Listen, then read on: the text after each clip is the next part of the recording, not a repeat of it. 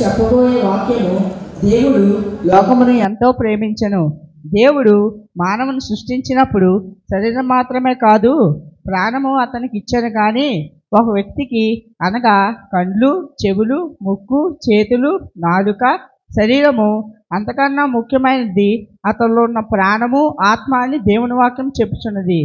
మనమందరము మనకు నచ్చినంత త్రోవను నడిచిపోతున్నామని దేవుని వాక్యం చెప్పుచున్నది. దేవుడు ఈ లోకంలో నిన్ను నన్ను ప్రేమించుచున్నాడు కనుక మన పాప క్షమాపణ కొరకు ఆయన గొప్ప ఏర్పాటు చేసి ఉన్నాడు. దేవుడు ఈ లోకంలో మనల్ని ఎలా ప్రేమించను? మనం ఇంకనూ పాపలమై ఉండగానే క్రీస్తు మనకు చెడిపోయాను. నీ హృదయంలో సంతోషం, సమాధానం, సమస్యల నుండి విడుదల కావాలని కోరుతున్నావా?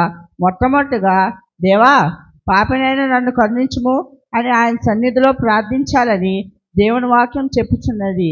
దేవుడు నన్ను ప్రేమించెను, నా కొరకై ఈ లోకమునకు పంపిన ప్రభువైన యేసుక్రీస్తు నా పాపముల కొరకై మరణించి శిలువలో చనిపోయి 3వ దినమున సజీవుడిగా తిరిగి లేచారని నా హృదయంలో విశ్వసించి ఆయన అంగీకరించిన యెల్లా నువ్వు నశింపక నిత్య జీవం పొందదువు. అనగా నీ ఆత్మ నివసింపబడి నిత్యత్వంలోనికి నడిపింపబడుదును. ఆమేన్. దేవుడి పరిశుద్ధ వాక్యం దీవించును గాక.